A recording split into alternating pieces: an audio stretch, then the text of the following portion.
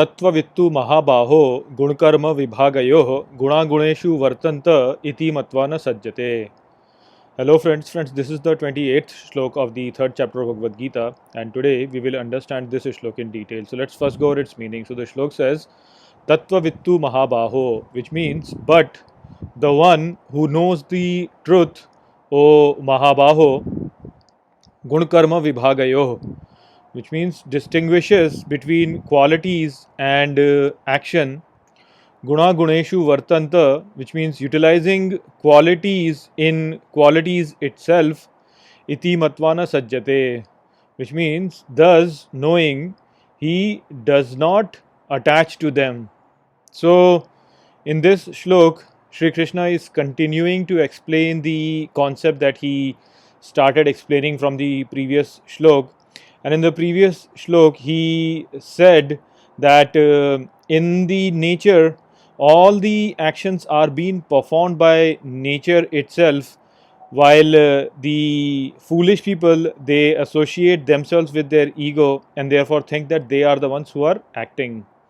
Now he is continuing that idea and is saying that the people who are actually wise, they understand the relationship between the qualities of nature and the actions that are happening, and by understanding this, they utilize these qualities in itself and perform their action, and in this action they make sure that they do not attach to this action.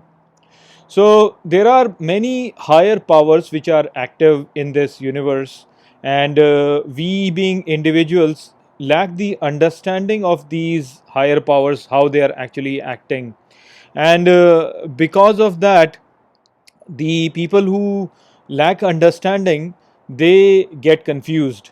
The people who are wise, they have certain understanding of these higher powers, and what they do is that they understand these higher powers, how they are acting, and they accordingly change their own actions so that it suits this entire yajna that is happening in this creation. So they basically channel their actions in the manner so that they can propagate the will of God in this universe, and they do not really bring their ego in between, so they never really attach to that action.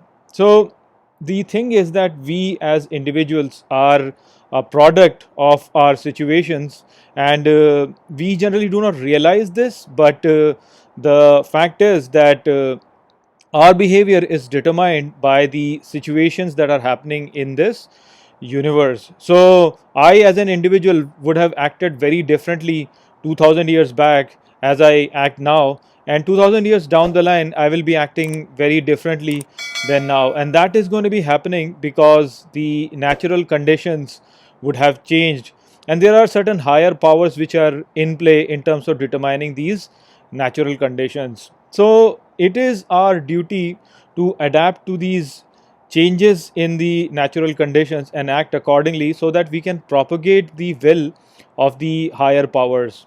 So there are many examples we can think about it. As an example, you can consider the situation of Napoleon or even Mahatma Gandhi, and we know that these individuals, they made very big contribution in the world at their time, but we have to understand that if these individuals would have born just a few decades earlier or just a few decades later, then they would not have been able to make the contributions that they really made. So basically, they could do those things because the situations were ideal for them to really take the lead and make a contribution. So they might think that they were the ones who were acting, but in reality, it was nature which was acting through them in terms of fulfilling the will of God. So, as an example, if in India, instead of the occupying force being the British, if they were, say, Nazis or they were Japanese or they were Soviets, then if Mahatma Gandhi would have tried to perform the satyagraha, he might have been killed in the very first time when he performed it. So it was because the British were there and British had this policy of portraying themselves as justified people, that Mahatma Gandhi could sustain his movement. If it was some other force, then he might not have worked pretty well. And maybe in that situation, then somebody like Subhash Chandra Bose would have taken the primary seat, and he would have actually carried out the whole independence movement. Same thing applies for Napoleon. If Napoleon would have born just a few decades earlier, before the French Revolution would have happened, then he would have just remained a ordinary officer in the French army and would not have become someone like Napoleon himself. So we are all basically the products of our situations. If the situations are different, then our situation also changes quite a bit.